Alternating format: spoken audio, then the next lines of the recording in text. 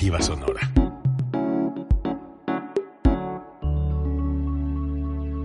Código Libre.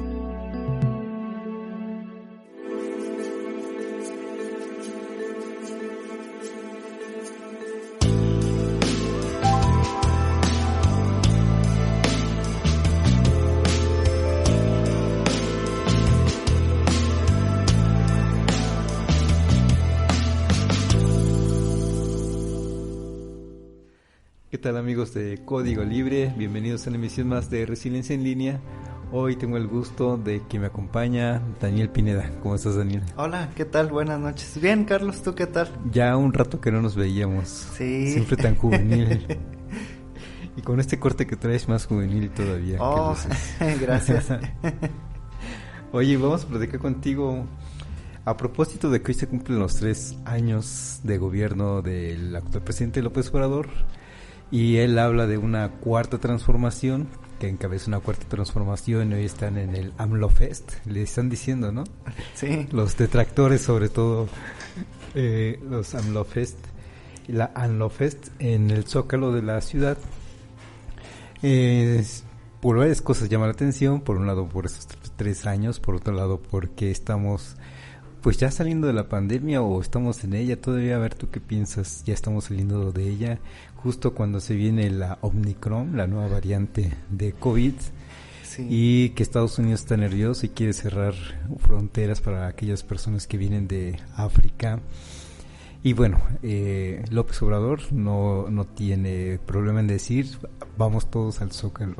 Sí, diciendo que cuidando las medidas de sanidad, pero los quiere a todos. Y de hecho estoy viendo las imágenes y hay un Zócalo lleno, a fin de cuentas, desde la mañana, desde a las 7 de la mañana que estaba viendo el noticiero, o los noticieros, ya estaban empezando a llegar los contingentes que querían estar con él hoy. Y entonces él dice, en 3 años se han sentado las bases para transformar al país. A ver qué piensas de todo esto. Vamos empezando a platicar de esto, Daniel. Gracias a los amigos que nos están acompañando a través de Facebook o por Spotify después, o por Video Televisión, o bien por radio. Gracias a todos. Y bueno, vamos a platicar de esto. Esperemos de manera objetiva, es decir, no abocarnos a hablar bien de esta cuarta transformación, porque sí, porque lo dice Andrés Manuel. Porque por otro lado, tiene fuertes detractores que más bien lo ven como un dictador, básicamente, ¿no? Sí, fíjate, ya son 3 años. Yo creo que para muchos dirán, ay, tan pronto, ¿verdad? Uh-huh. La mitad del camino, como dice su libro. Fíjate cómo en esta realidad que nos aboca el día de hoy, los políticos, ya después de que cierta o gran parte, mejor dicho, de su población está vacunada, ya quieren nuevamente como, bueno, no, ya pasamos malamente esta pandemia, bueno, hay que volver a nuestra realidad donde se deben presentar toda la maquinaria política, toda la maquinaria electoral. Lo que comentamos, por ejemplo, de cómo vemos la pandemia sigue, esta situación del nuevo virus o la variante. Bueno, yo paso ahorita por una de las principales calles de nuestro municipio, la Mariano Jiménez, y pues veo mucho movimiento, ¿verdad? Ya se apertura lo que es el famoso danzonero del parquecito enfrente del Parque Morelos. Y digo, bueno, las personas yo creo que de alguna manera quieren vivir su diciembre como antes de la pandemia, ¿verdad? Quieren retomar esas actividades. Yo creo que incluso desde lo emocional es válido, ¿verdad? Por algunos acontecimientos o malas experiencias, ¿verdad?, que se han vivido en estos 2 años sobre todo. Y yo creo que entre esos pues también el que los políticos lleven a sus contingentes y demuestren precisamente, como dices, todos los detractores que tienen un respaldo popular, ¿verdad? Ahora sí que es un buen análisis el que podemos o opinión reflexiva sobre lo que hacen estos personajes. ¿Alguna opinión se merece todo esto? Yo todavía no iría a unos eventos así de masivos, pero ha habido varios. Esto mismo del 2 de noviembre ya empezó a llenarse mucho los lugares. Hay lugares que todavía no quieren abrir, como aunque se abrió Pátzcuaro, por ejemplo, para Noche de Muertos, no se abrió así Janitzio, por ejemplo. Los pobladores decidieron que mejor sigan encerrados. Y entonces a algunos se nos irá quitando el miedo poco a poco para tener esas reuniones masivas, pero como dices, hay población que ya quiere seguir con su vida. En los hechos ya lo está haciendo, viéndolo como una proceso social, que es como lo intentamos ver aquí.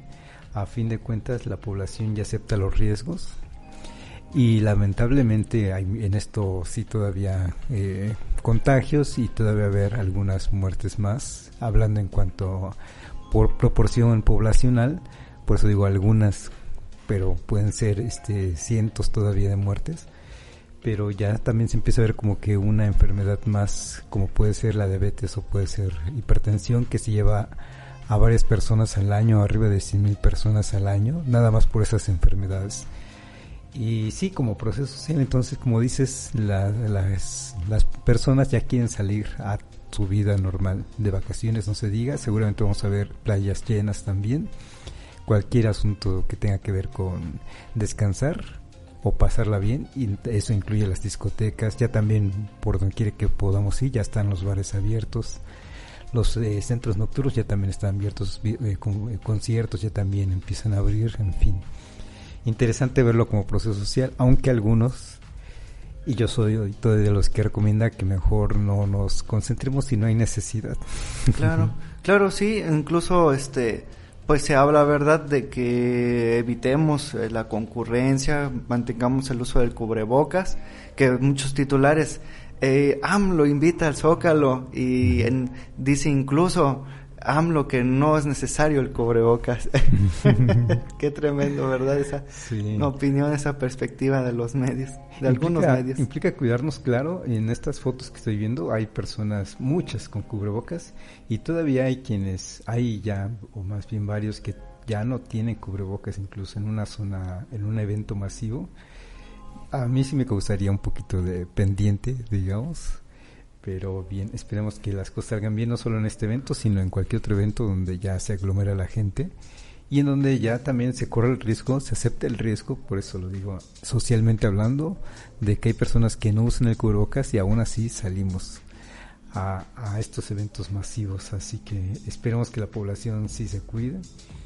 Sí hay ya un buen porcentaje vacunado, pero aún así, insisto, todavía hay personas que van a seguirse contagiando, que se pueden poner mal, y lamentablemente todavía habrá personas que mueran, aunque socialmente ya la población, al menos la mexicana, está dispuesta a correr esos riesgos según parece. Oye, Daniel, ya todo esto es como nada más como que la introducción del programa, porque queremos platicar, reflexionar sobre el asunto de la llamada cuarta transformación como utopía. ¿Qué es este asunto de la utopía?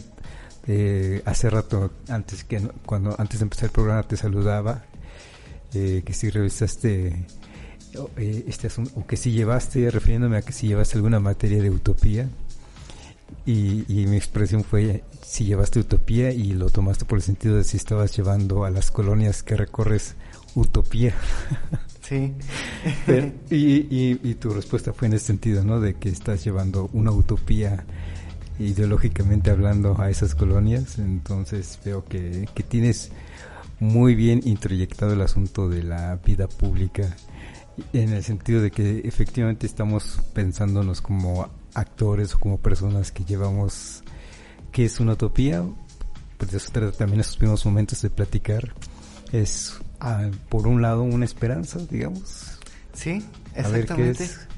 Bueno, mira, y yo desde ese punto de vista lo vi, ¿verdad? Porque sobre todo los adultos mayores que perciben algunos programas, bueno, tienen esa esperanza, ¿verdad? De que de alguna manera su vida mejore a través de un bienestar económico, ¿verdad? Muchas personas son pensionadas, de alguna otra manera perciben otros ingresos, sus familiares les ayudan, pero pues ahora sí que se podría decir por ahí, no se desestima una ayudita más, ¿verdad? Sí, yo lo manejo desde ese punto de vista, pero yo creo que no debemos, yo creo, tener el cuidado de no caer en la demagogia, porque muchas veces siento que queda como un discurso, pero lo que aquí nos abocan, lo que nos invita es a que ese discurso se haga una realidad. Uh-huh. Eso yo creo que es, desde mi perspectiva, lo que busca esta transformación. Uh-huh. Un cambio esperanzador, uh-huh, que genere un cambio en la realidad de las personas. Uh-huh. Muchas veces este tipo de discursos temen a algunas personas porque sienten que se vuelve paternalista, uh-huh, asistencial, ¿verdad? Y que puede generar o dar huecos a condiciones, a condicionar a la gente, ¿verdad? Uh-huh. A esclavizarlos a algunos designios personales a cambio de ese tipo de programas, por ejemplo. Sí. Yo creo que hablo sobre mi realidad, Carlos. Hemos tenido mucho cuidado en ese municipio, en La Piedad, Michoacán, de que no se aplaste la voluntad popular o designios personales y que se condiciona a la gente. Como muchas veces la gente, precisamente al recorrer las calles, nos externó que uh-huh, sí había muchas condiciones para que vivieran estos beneficios, uh-huh, y que parte de esta utopía es la necesidad de que sus servidores públicos o este gobierno que se encabeza como cuarta transformación, pues sea diferente, uh-huh, ¿no? Oye, para empezar con la definición de esto de utopía, ¿cómo la defines tú? Yo lo defino como un camino, uh-huh, como una meta que podría para muchos parecer como que ¿por qué dice eso?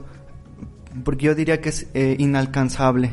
Uh-huh. Diría, ay caray, bueno, entonces ¿para qué la sigues, no? Si nunca la vas a alcanzar. Uh-huh. Yo me recuerdo mucho lo que decía Eduardo Galeano, en paz descanse, gran escritor. Decía que precisamente parafraseando a uno de sus amigos, uh-huh, me parece que su nombre era Fernando, no recuerdo el apellido, pero que se le atribuye mucho esa reflexión a él. Uh-huh. Que decían, bueno, ¿por qué persigues algo inalcanzable? Bueno, porque cuando más tratamos de alcanzarlo, uh-huh, y más se retira, seguimos en esa terquedad haciendo camino, uh-huh, y ya cuando volteamos hacia atrás y vemos todos los logros que se han obtenido en la vida pública, en este caso, uh-huh, pues se ha hecho algo. Uh-huh. Y ahí incluso podemos ver que tal vez no es la culminación, el fin, uh-huh, sino el proceso. Uh-huh. Ahí podemos también verlo de esa manera. Uh-huh. Sí, también estaría de acuerdo contigo en que es un camino a seguir. Le agregaré que para un proyecto, para desarrollar un proyecto, y eso quiere decir, al menos desde mi perspectiva, que tenemos que estar conscientes de ello para empezar, que esa es nuestra utopía, que vivimos una utopía, vamos. Y eso aplica para cualquier ambiente, digamos, ¿no? Desde luego aquí nos estamos preocupando por un ambiente social, pero, por ejemplo, el movimiento de las mujeres ya, un movimiento social nacional puede ser ese camino a seguir de una transformación del país. Y si nos vamos a un caso más particular, las mujeres, el movimiento de las mujeres, a fin de cuentas, también puede ser que tengan una utopía, pero la diferencia para mí es que hay que estar conscientes de ello, que perseguimos un sueño, que tenemos una esperanza y que estamos conscientes de ellos, y para eso hacemos un plan de trabajo, una ruta a seguir, como dices tú, un proceso que nos va a llevar a esas metas, a conseguir esas metas.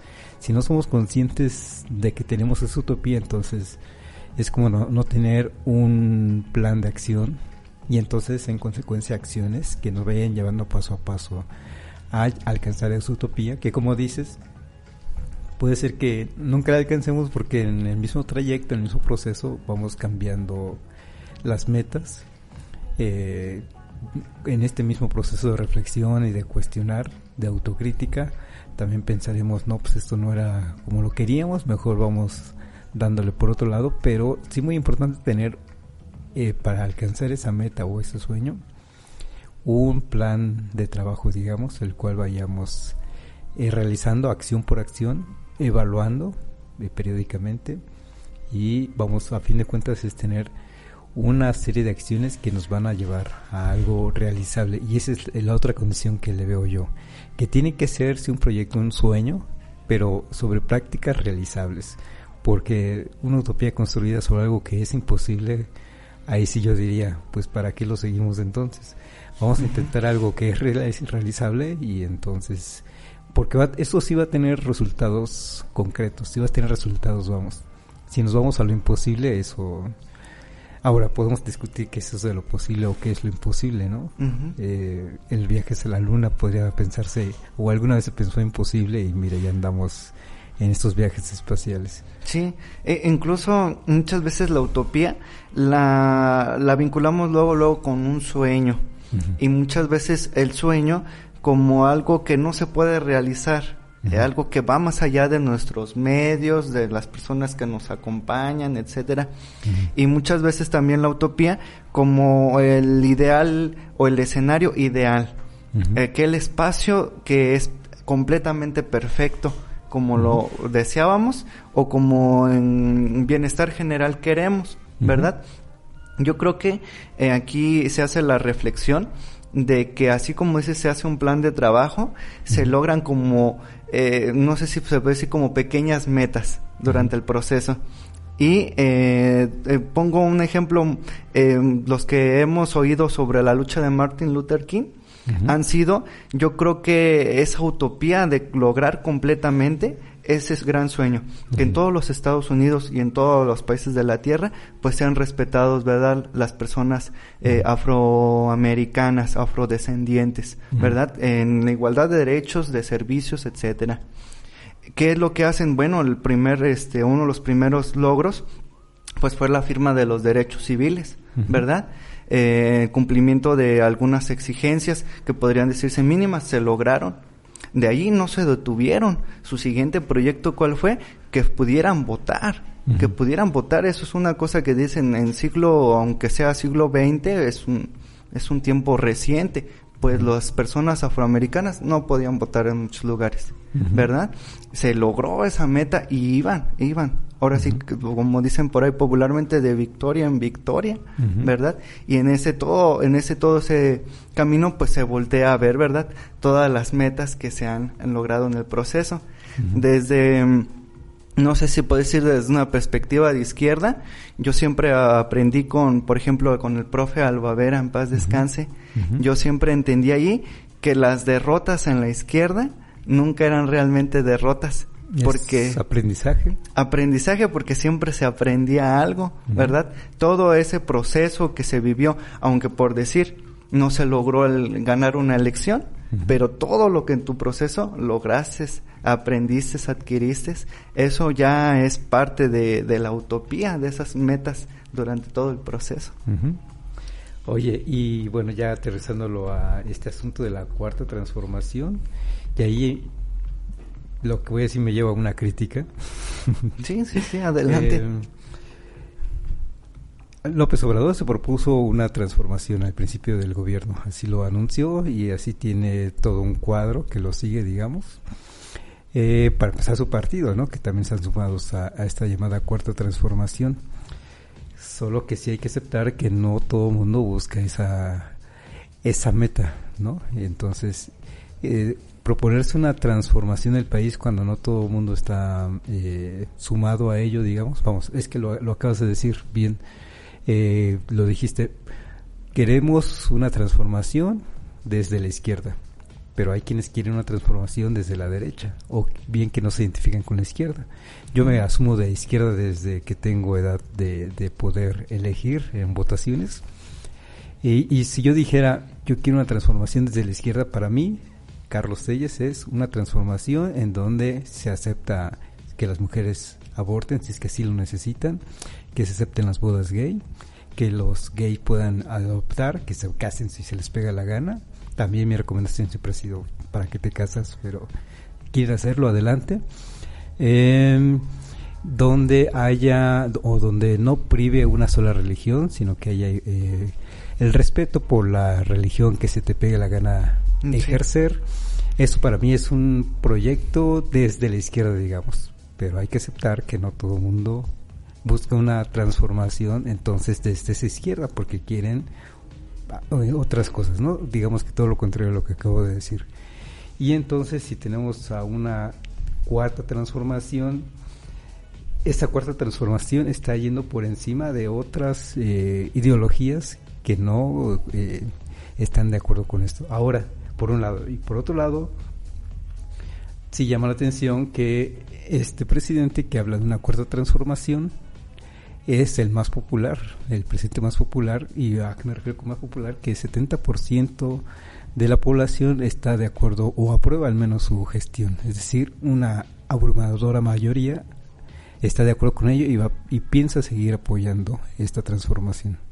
Sí, incluso hay frases que dicen que cómo nos diferenciamos de la derecha es porque ya estamos hartos del abuso, así de sencillo, y queremos un cambio, queremos una diferencia. Aunque la derecha o los partidos que se afianzan a esa ideología digan o lo desnieguen, siempre están vinculados con una religión en particular, pero más allá de ese Dios, como se describe, de bondadoso y cariñoso, flexible, incluyente, se han apegado a tradicionalismos radicales incluso. Por lo regular, por citar un ejemplo, cuando salió La Última Tentación de Cristo, con aquel actor, que bueno, muchos, no recuerdo el nombre, pero está vinculado sobre todo al villano del Duende Verde, ahí del principios de los 2000. Cuando sale esa película, Carlos, hombre, dice la derecha, él mismo lo dice en un video, la derecha de esa religión explotó, ¿verdad? Sacó su lado más radical en las protestas en contra de esa expresión de esa película, ¿verdad? Yo creo que más allá de un fundamento partidista, la izquierda y la derecha va más allá de los partidos. Muchas veces pues son los medios, ¿verdad?, para lograr permear entre la población, tener gobiernos, etcétera. Pero yo creo que va como una convicción más personal, que genera acciones personales y conjuntas, ¿verdad? Y que incluso no tienen que estar necesariamente, tú eres de izquierda, pero eso no quiere decir que seas de Morena, por ejemplo. Habrá muchísimos mexicanos y mexicanas que nos escuchan que son de izquierda, pero que no comparten los ideales de Morena.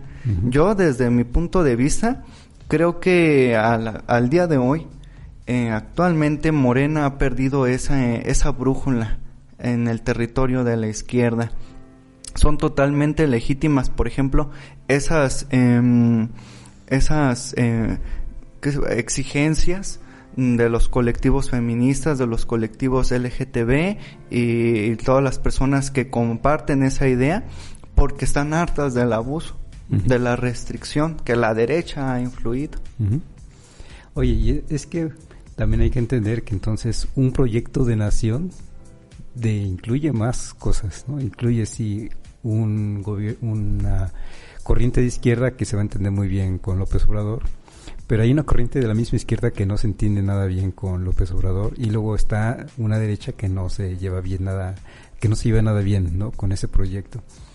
Y lo dices bien, hay personajes de izquierda, tradicionalmente de izquierda, como Rosa Albina Garavito, que dice que Andrés Manuel López Obrador no es de izquierda. Sí. Ella es exguerrillera, por decir algo, fundadora de PRD, en fin, una trayectoria de izquierda, y incluso dice que AMLO tiene una vocación por restaurar el presidencialismo autoritario, así de fuerte dice ella, ¿no? Y así hay otros críticos desde la izquierda que ya no les gusta al menos la personalidad de López Obrador, pero insisto, hay un 70% de la población que lo aprueba, y me parece, como lo dijiste hace rato, lo dijiste bien, de repente desde la derecha se radicaliza el discurso, sí, y justamente de ayer a hoy he estado escuchando a los líderes de opinión, o algunos líderes de opinión pública, que ya se olvidan de las formas y están ya con unos calificativos. Ricardo Rocha, por ejemplo, diciendo una política idiota de salud pública, hablando de esto, de asunto del manejo del COVID. Idiota, sí usa ese término, ¿no? Uh-huh. O bien hace unas semanas también lo platicamos en algún programa aquí, Xóchitl Gálvez diciéndole a López-Gatell pendejo. O sea, están desesperados, ¿no? Y si dicen que López Obrador está generando un discurso de odio, de división, y pues nada más escucha estos calificativos. No vienen ni siquiera de Fernández Noroña. Vienen de estos señores que acusan a Fernández Noroña de ser explosivo o muy visceral. Y entonces creo que más bien esa división, ese radicalismo del discurso es cuando se sienten desesperados, cuando sienten que no tienen nada que hacer más que descalificar, en este caso con estos calificativos. Sí, fíjate que muchos de los compañeros que comparten estos ideales de izquierda o centroizquierda plantean cómo es que López Obrador permitió, lo manejan como si él fuera de San Pedro, les abrió la puerta a muchos chapulines, ¿verdad?, en el 2018. Dice, realmente él no podía ganar solo, por decir no nada más con Morena y PT, ni siquiera incluyendo al extinto PES, que ahora ya vuelve a nacer. Es algo interesante plantearnos eso, ¿verdad? En 2006 estoy seguro que él completamente cerró las puertas a muchas de esas personas que ahora están con él. No se logró. 2012 igualmente, aunque ya el PRD estaba en proceso de putrefacción, se podría decir incluso así. Ahora con 2018 y la inclusión de estas personas, abre una perspectiva que tumba esos ideales de autoritarismo, de una ideología que se encima sobre otra, ¿verdad? Creo que en esta construcción por alcanzar ese objetivo, esa utopía, es necesaria la inclusión de alianzas. Eso es un acto puramente político, porque es necesario incluir a esta persona, porque trae un buen número de seguidores, hay que hablar con esta y negociar, es una negociación, ¿verdad?, de alguna o de otra manera. ¿Cuáles son las consecuencias el día de hoy? Bueno, muchos personajes que desde gobiernos locales, gobiernos o se puede decir diputaciones federales, pues han dejado mucho que desear, ¿verdad?, y detrimenta el apoyo no al presidente, sino al partido, por ejemplo, que es donde se depositó la ideología para poder proceder, ¿verdad?, a la construcción de ese nuevo gobierno. Ahora mira, por otro lado, por un lado está el sueño, la utopía, digamos, de ser una nación donde hay conciliación, donde todo el mundo es feliz por esa transformación, con un proyecto, un rumbo, un único rumbo. En los hechos, o siendo prácticos, no va a ser así, y los políticos, los líderes de la política, los grandes líderes de la política, incluido López Obrador, saben que no va a ser así, que sí va a haber entonces un descontento, que sí va a haber personas que no se van a sumar, pero no por ello tanto Andrés Manuel López Obrador como Peña Nieto, como Calderón y hacia atrás Fox, tienen su propio proyecto, tienen su propia visión de nación, y es la que van a empujar. No se diga Salinas de Gortari, que impulsó todo un proyecto neoliberal con gran fuerza y gran éxito para él y para las personas, muchas en el país que estaban de acuerdo con un proyecto así y que siguen estando a la fecha hoy en día con un proyecto así. Y ahí tienes a los estudiantes del CIDE sumados a esta crítica, digamos, en contra de esa transformación. Bueno, están convencidos de un proyecto de nación, lo encabezan. Recuerdo que Vicente Fox, cuando llegó, dijo que ahora sí iba a impulsar un verdadero federalismo, que ahora sí, digamos, ¿no? Y entonces cada presidente tiene su forma particular de ver ese proyecto de nación y lo va a echar para adelante. Ahora sí que llévense a quien se lleve entre los pies, digamos, ¿no? Y voy a insistir, la diferencia es que aquí tenemos a un presidente que tiene 70% de aceptación. Bueno, queda el otro 30%, pero es un personaje que tiene alta popularidad pese a que todos los días estos medios de comunicación lo descalifican ahora ya con estas expresiones donde insistimos a López-Gatell, que a fin de cuentas es uno de los pilares de esta cuarta transformación, lo acusan de criminal, ¿no? Sí, es como una batalla mediática completamente que raya en el odio irracional. Uh-huh. Tanto así que yo soy fan de Noroña, de repente me quemo ahí algunos videos y en ningún momento utiliza un lenguaje soez, sí, su actitud algo agresiva obviamente, pero ni siquiera una palabra de esas que se censuran, ¿verdad? En los medios. Es terrible esa situación. Yo, desde mi perspectiva, creo que son como dos especies de proyectos, Carlos.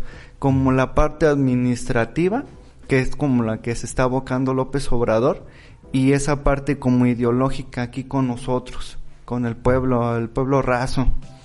Es la oportunidad con esta llamada cuarta transformación de que mientras en lo administrativo se fomenta, aunque con todas sus críticas que se deben profundizar sobre este edicto, sobre este documento que blinda, ¿verdad?, como a los proyectos primordiales que tiene esta cuarta transformación, en cuanto a los recursos, ¿verdad?, en cuanto a lo que va a manejar esa empresa militar para lo económico, para que se lleve a conclusión estos proyectos, ¿verdad?, que ya hasta lo ven como un blindaje de seguridad nacional.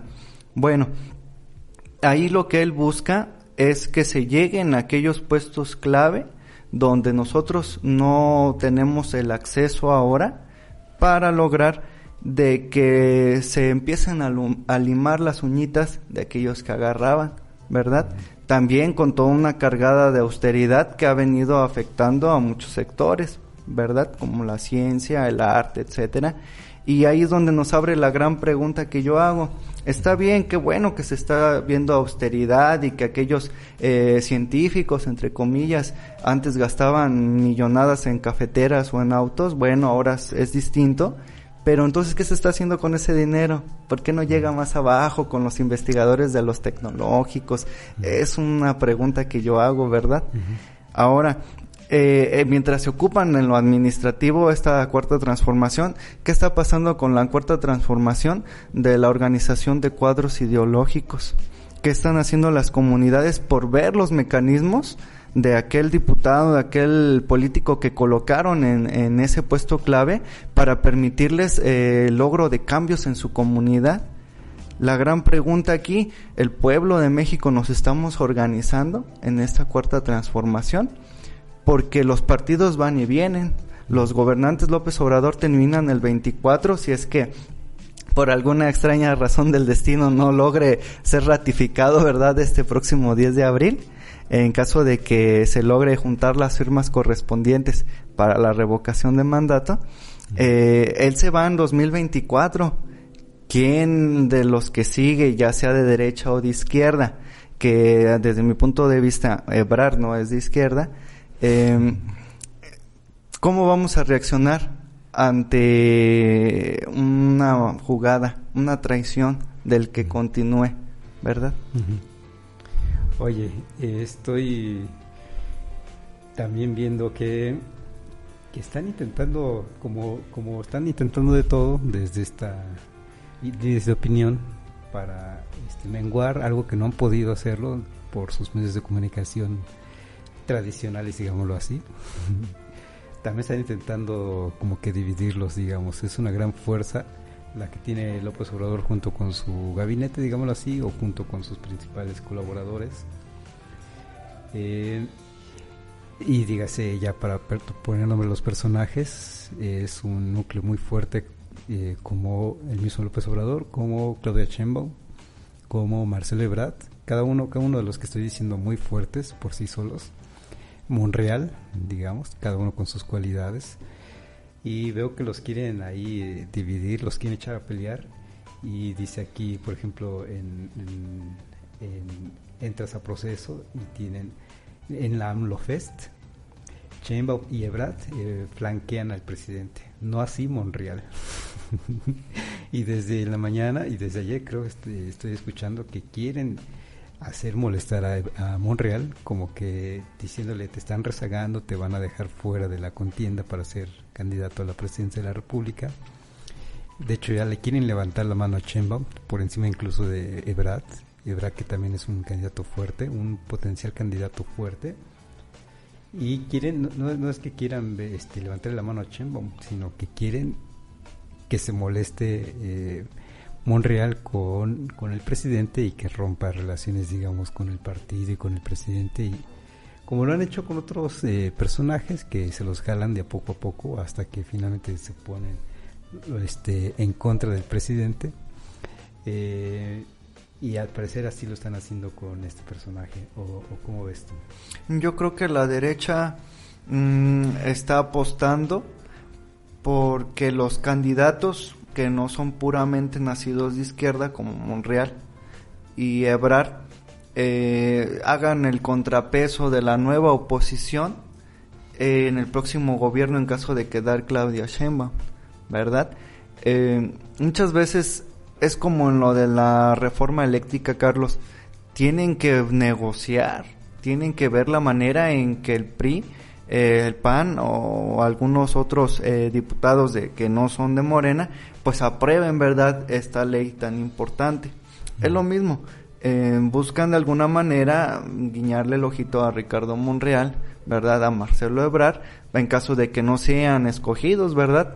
No sé si podamos todavía, muchos dirán que sí, ¿verdad?, utilizar el término dedazo, ¿verdad?, para este próximo 2024. Qué contradicción tan grande, ¿verdad?, será que López Obrador, porque por ejemplo Julio Astillero dice que indudablemente él, con sus años de experiencia en el periodismo, ha dicho que siempre el presidente en funciones tiene a mano en el partido y en las decisiones para el que sigue, ¿verdad? ¿Qué escenario nos esperará para ese 2024? Yo sí, te apoyo en eso que compartíamos anteriormente, de que Marcelo Ebrard posiblemente sea el candidato, ¿verdad? Más se va a intensificar el trabajo y la preparación para Claudia, sobre todo esta tarea tan pendiente que tiene con la línea 12, ¿verdad? Algo que no podemos dejar de mencionar. Y Ricardo Monreal, ese camaleón tan curioso, dicen animal político, ¿verdad? Del que yo creo que todo el que sea candidato de derecha o izquierda le encantaría tenerlo en su plataforma, porque como es bien sabido, ha sabido hacer buenas negociaciones, es lo que hemos estado diciendo, negociar en el Senado. Oye, y ejemplos de gente que empezó muy bien con López Obrador y ahora ya se está cambiando, o ya se cambió y esto está cambiando. Lili Telles es una. Sí. Y el otro es, bajita la mano, Germán Martínez, senador, porque su discurso sigue siendo que yo apoyo al presidente, estoy de acuerdo con el presidente, pero ya armó un nuevo equipo, un nuevo grupo parlamentario en Cámara de Senadores, ¿no?, junto con gente tradicionalmente de derecha, dígase, se me fue el nombre, pero a ver, aquí lo busco. Se me fue el nombre, pero entre otros están también Alejandra León, está Nancy Sierra, está Gustavo Madero, el que quería comentar, y Emilio Álvarez y Casa. Y ellos armaron un grupito, digamos, parlamentario. Yo lo vi para bien, digamos, porque a fin de cuentas ahora está Morena está como estuvo el PRI en otros momentos. El PRI era la fuerza importante a vencer, y en lugar de que los otros partidos políticos se juntaran para derrocarlo, más bien se fraccionaban, y eso le convenía al mismo PRI. Ahora lo que están haciendo en los hechos con estos grupos o grupos como este es dividirse, digamos, claro, no unir la fuerza suficiente para poder contrarrestar la fuerza que tiene Morena, y más bien se fraccionan a sí mismos. Pero Germán Martínez, a fin de cuentas, ya también más, como dices, de naturaleza, de origen panista, respetable, pero a fin de cuentas no de corazón o no de carrera de izquierda, y entonces a fin de cuentas no se siente tan a gusto en la izquierda, y entonces ahora está como que separándose, más bien alejándose del propio presidente López Obrador. Y bueno, si te parece, ya nos quedan 15 minutos.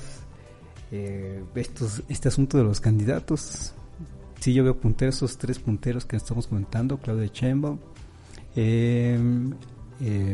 Marcelo Ebrard y el mismo Monreal, pero no le veo posibilidades a Monreal en realidad.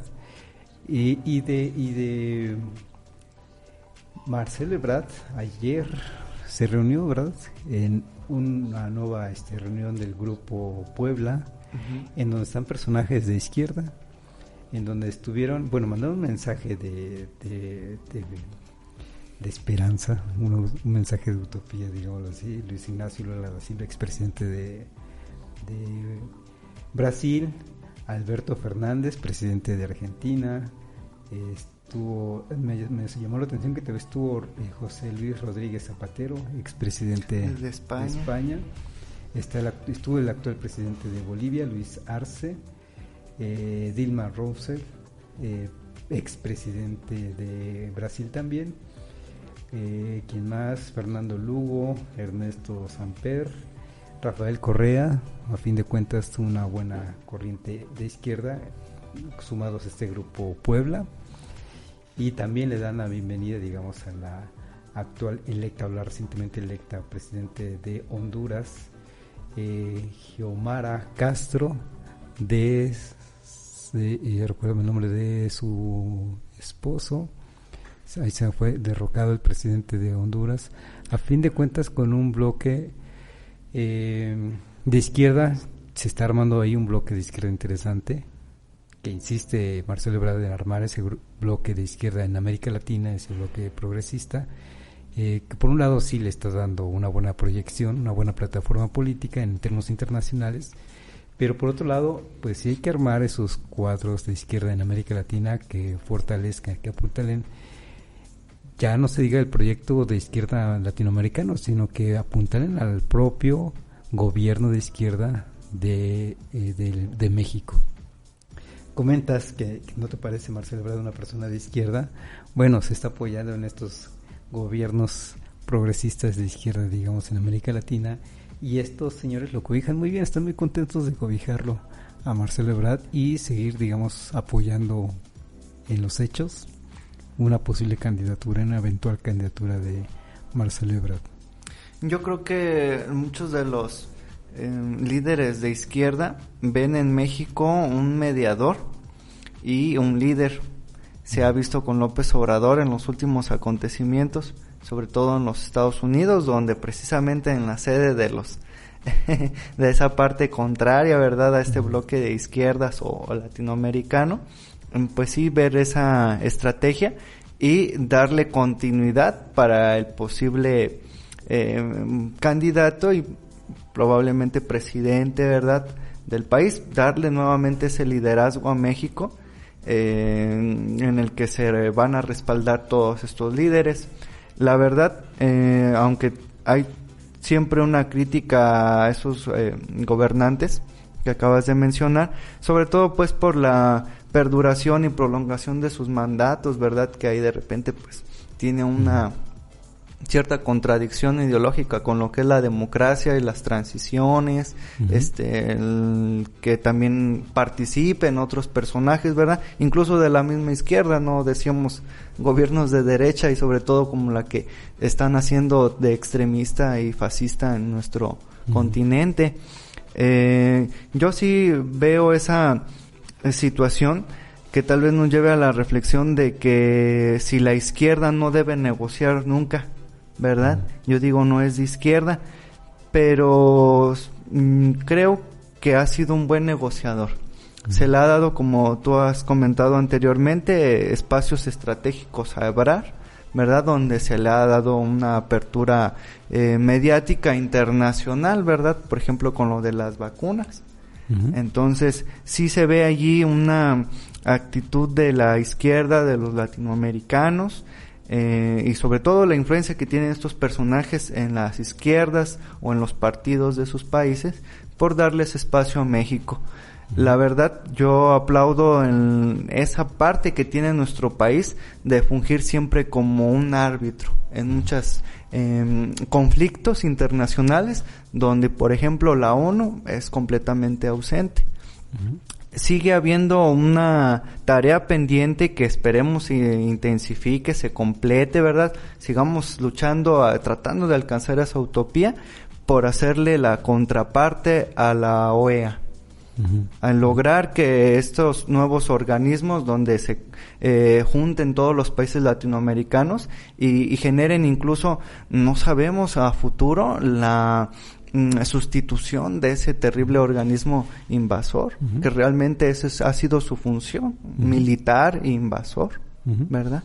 Y esa es otra utopía regional, latinoamericana, y es la utopía de toda la vida de América Latina, una América unida, desde entonces, o desde tiempos de Simón Bolívar, digamos, y si reconocemos a Simón Bolívar es porque buscaba esa utopía de una América Latina unida, y a la fecha, al menos en cuanto a discurso público y discurso político, sí, sigue vendiendo, sigue siendo un asunto que vende porque genera esperanza, es América Latina, aunque de repente no somos tan similares, digamos, los proyectos de nación entre venezolanos y mexicanos o argentinos y venezolanos. Hay diferencias estructurales muy fuertes. Ya lo intentaron, ya tuvieron América del Sur ya tuvo un proyecto muy interesante, muy avanzado, hasta con Ignacio Lula da Silva, hasta con Cristina, hasta con Fernández de Kirchner, hasta con Hugo Chávez, digamos. En esa generación era un proyecto muy fuerte, parecía muy sólido, y mira, ahora tenemos, digamos, estamos como que partiendo de cero, armando otra vez el proyecto. Exactamente. Y otra vez ojalá llegue a esa, o esperemos estar construyendo esa utopía. Ya como dices, ya quedamos en que la utopía no es algo que se alcanza, se trabaja para ello, ¿no? Y entonces esperemos que se esté trabajando en esa utopía para que alcance beneficios, cuáles ya veremos, pero que sí por lo menos se estén juntando. Esa es la parte plausible de todo esto, que están juntando estos líderes de izquierda en América Latina para algo, y ojalá que sea algo. Ya también hay que tomar en cuenta que a fin de cuentas ese proyecto que ya quedó hace unos 10 años básicamente superado, digamos, en América Latina, lo que se tiene son experiencias, como dices. No es alcanzar la utopía, es tener experiencias en el proceso. Ya si tienes experiencias, vamos entonces a buscar una nueva utopía. ¿Y qué experiencias dejó esto? Bueno, dejó el ALBA, digamos, como organización latinoamericana, dejó unas intenciones de acuerdo de libre comercio para América Latina, dejó un Banco del Sur también como que organismo financiero para América del Sur, para no estar pidiendo prestado en primera instancia el Fondo Monetario Internacional y tener unas condiciones más adecuadas para América Latina. En fin, ya están ahí las experiencias. Tampoco es que se va a partir de cero. Si se es inteligente, se va a partir de esas experiencias que se tuvieron. Y bueno, y esta es otra experiencia, es otra utopía, digamos, latinoamericana. Y en cuanto a utopía mexicana, pues están por ahora, para al menos esta cuarta transformación de la que habla López Obrador, darle continuidad, que yo creo, como ya lo hemos comentado en otro programa, va a continuar esta generación de gobierno de izquierda en México, va a continuar al menos por un periodo más. Yo creo que va a ser Marcelo Ebrard, encabezado por Marcelo Ebrard, ya veremos, pero va a tener un periodo más para seguirse consolidando, o bien para que algo pase y en 2030 cambiemos de rumbo, digamos, y se vuelva otra cosa, o se pase otra cosa. Esperemos no se vuelva, porque imagínate, después de tantos años de sacrificio, más bien que se pase a algo diferente. Si no, va a ser con los gobiernos de Morena, a fin de cuentas, que se pase otra cosa, pero que no sea lo que ya, lo viejo conocido, que la verdad es que nos ha ido muy mal. Y sí hay una figura fuerte en Claudia Sheinbaum, hay que aceptarlo. De hecho, la plataforma política también va encaminada a ello, digamos, fortalecer en lo que hay que trabajar. Vamos, no es que no podemos lanzar directamente a Claudia Sheinbaum como candidata. Hay que trabajar la plataforma y se está haciendo muy bien porque ya vemos que se nombró una nueva ministra de la Suprema Corte, mujer, a una secretaria de Seguridad Pública, mujer. Ahora quien va a dirigir al Banco de México es una mujer, y entonces como que también pareciera que van preparando el terreno para que nos digan a los mexicanos, la próxima presidente de la República va a ser una mujer. Pero ahí va a estar interesante la disputa, en el mejor de los sentidos, política, a ver quién va a ser de los dos candidatos.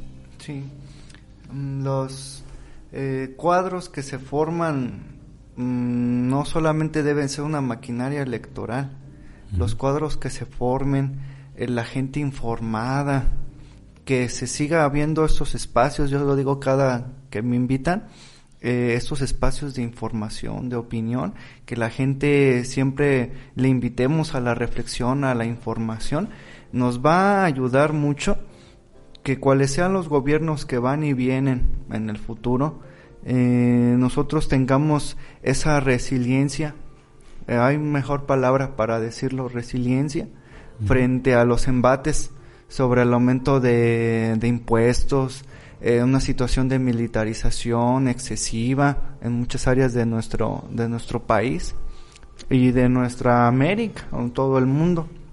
López Obrador ha dejado el precedente que sería, yo creo que el alcance de una gran meta, la propuesta en la ONU de que se genere un fideicomiso, se genere una parte económica de parte de los más ricos, para que todas las personas más pobres del mundo tengan su tarjeta, ¿verdad? Como es en nuestro país con muchos de nuestros beneficiarios, donde puedan tener cierta estabilidad económica, y agarra cifras realmente de burla de las grandes riquezas y se logra financiar con esas mínimas cantidades. Otra pregunta de reflexión, el por qué no estos empresarios, estos dueños de las grandes riquezas no le dan el sí a esa mínima parte, ¿verdad? Que se logre que se le dé continuidad. Yo creo que el gobierno de la Cuarta Transformación le va a dar continuidad, va a lograr hasta donde le sea posible por alcanzar esa meta. Muy bien, Daniel, pues nos quedan 2 minutos, ¿algo que quieras agregar para cerrar este programa? Pues invitar a todas las personas que nos escuchan a que se acerquen a los módulos, a las personas que están pasando por ahí a sus domicilios, en lo que es la recabación de firmas para la próxima consulta ciudadana. Aquí no se les está invitando a que sean por el sí, que siga López Obrador, por el no, que ya se le revoque por falta de confianza, no, que nos apoyen a firmar para que se logre ese gran proyecto y decidan libremente el próximo 10 de abril. La decisión que ustedes tengan de manera personal, con todo el derecho sagrado de decidir, y que también sepan de que si se logra esta consulta el próximo 10 de abril de 2022, también se va a lograr en los próximos sexenios. Si un sexenio ha hecho mal su trabajo, nada más tiene fecha de caducidad a mitad de su sexenio. Y eso es un gran logro para la democracia. Oye, y en cuanto al tema que estamos abordando, la utopía de una cuarta transformación, ¿qué tienes que decir? ¿Se ¿Sí? está viviendo? ¿Es más un discurso mediático? Yo creo que se está viviendo, Carlos. Las personas lo están viendo. Todavía hay mucho trabajo que hacer, y que la gente no sienta que todo esto se debe dejar en manos de los políticos. Debemos empezar desde nuestra comunidad, generar esa utopía, ese bienestar general a través de la información y la organización. Hay que insistir en que una utopía de este nivel, digamos, es una utopía comunitaria, colectiva. Sí. Porque hay utopías que puede llevar la persona en lo particular, ¿no? Y tener sus propios sueños, metas, y ahí las va desarrollando, a veces no, a veces sí, pero aquí estamos hablando de una utopía colectiva, en donde nos involucra, pues no a todos, hemos dicho en este programa que no involucra a todos, lamentablemente. Fuera otro presidente, fuera otro partido político, no es incluyente para todos, sí para unas masas, digamos, y bueno, esperamos alcanzar los mejores beneficios para todos. Y entonces, pues trabajar en lo colectivo. ¿Sí? Siempre trabajar en colectivo si es que queremos un cambio verdadero, digamos. Yo al principio de esta administración federal, digamos que mi utopía en lo colectivo era darle a la corrupción, no tanto acabar con las desigualdades sociales más imperantes, porque eso lleva más tiempo. Digamos que mi alcance era para acabar con la corrupción o combatir seriamente la corrupción. Y entonces a eso nos referimos con utopías realizables, porque si nos vamos a transformar completamente el país en 6 años, eso es imposible. En ningún gobierno, ningún partido político lo va a lograr, es un proceso largo. Insisto, según parece, se le va a dar la confianza a este proyecto por un periodo más, por 6 años más. Bueno, vamos a proponernos una nueva meta para esos 6 años siguientes. Si estos 6 años fueron básicamente acabar con la corrupción, combatir corrupción, ¿cuál es nuestra utopía para los próximos 6 años? Pero no pensar que en 6 años vamos a transformar a este país. Sí, yo creo que vamos a seguir caminando todos, o sea, todo el país, todas las personas de nuestra América y del mundo, vamos a seguir caminando y logrando esas victorias. El ideal, la utopía, el acabar con toda la desigualdad, ¿verdad? Sobre todo la económica. Y en el estar caminando, uno de los objetivos que indudablemente vamos a alcanzar es el combate a la corrupción, ¿verdad? Que se acabe o que se disminuya, ¿verdad? Porque pues es una lucha que será de años, de sexenios. Yo quiero decir que será algo prolongado, pero de que sí se van a alcanzar muchas metas. Muy bien, Daniel, pues acabamos el programa. Te agradezco mucho, como siempre. Gracias a ti, a todo el equipo. Contigo sobre estos temas. Y bueno, como siempre también gracias a Felipe, a Jaime, a Gerardo, a Alondra. En adelante hay que nombrar primero a Alondra, porque si no, se nos va a poner al brinco Alondra. Así que gracias a Alondra, a Jaime, a Felipe y a Gerardo.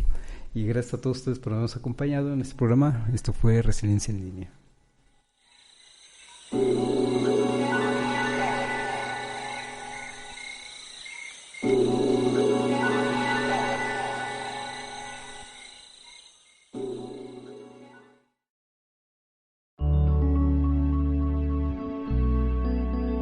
Código Libre.